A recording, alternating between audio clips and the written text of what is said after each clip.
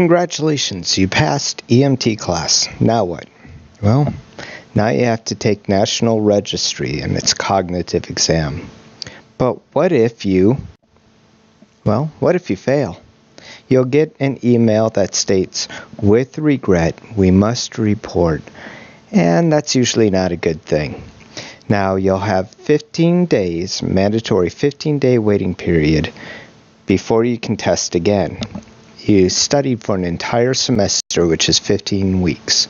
So if each day you study 1 week's worth of material, that will give you time to go over the entire semester and identify potential weaknesses and tournament strengths. Use your resources appropriately. Reread areas that you are weak in. Use EMS testing, the Platinum Testing Center that we have. Call a classmate that did well in chapters that you were weak in and study and create study sessions. Call me. I might be able to help you. There is no magic bullet. It is now up to you to turn your weaknesses into strengths.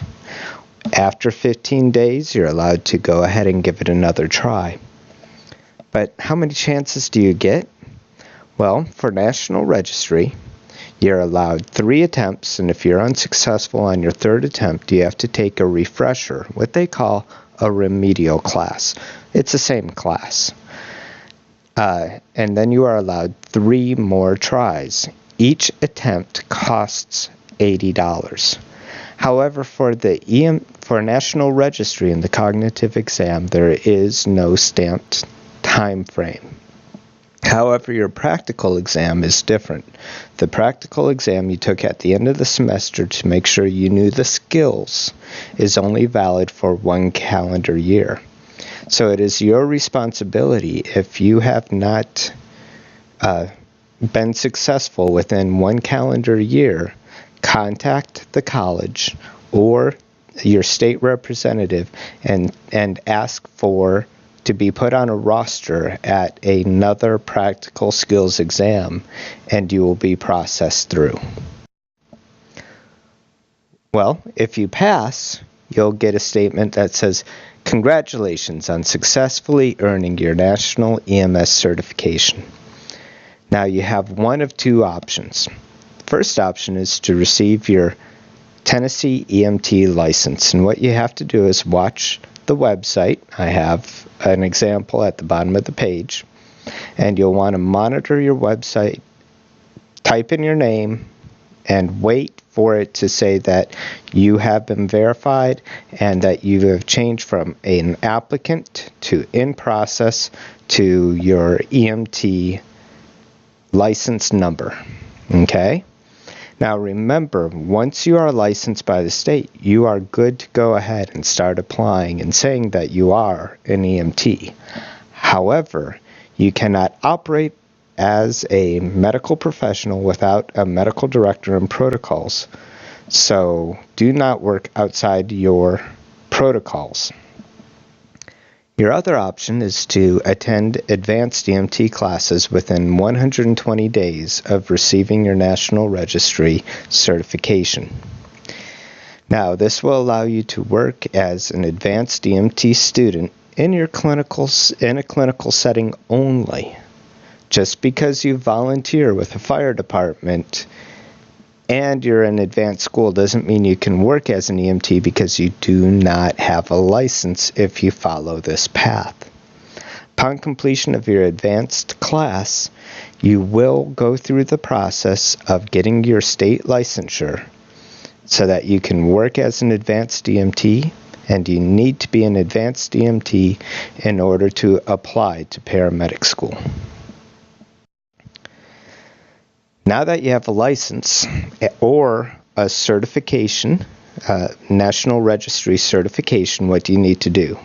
In order to maintain it, you need to renew every 2 years with CEUs, or continuing education units.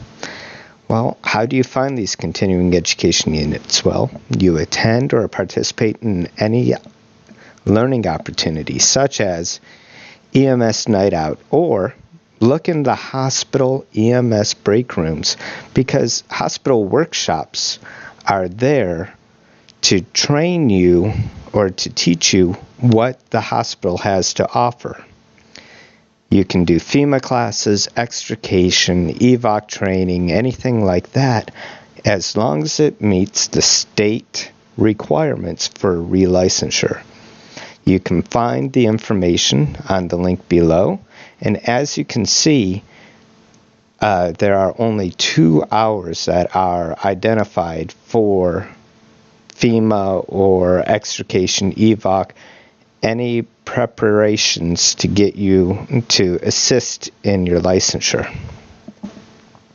The rest of it is in medical, and pediatric is new, but it is very important that you get regular classes on.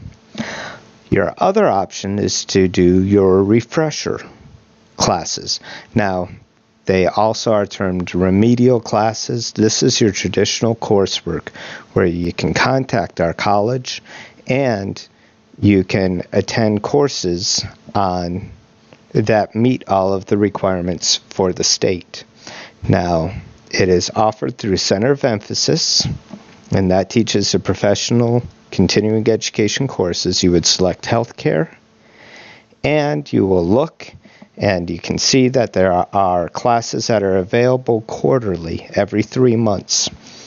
And you go ahead, you register for the class, you attend, you participate, and, well, yeah, you'll pay. The options on the left are for free as long as you're diligent about meeting the hours required. The one on the right, you will be paying for, but they will meet national registry as well as state requirements. Now that you know what you need to do, good luck with your EMS career. Best of luck. Thank you very much.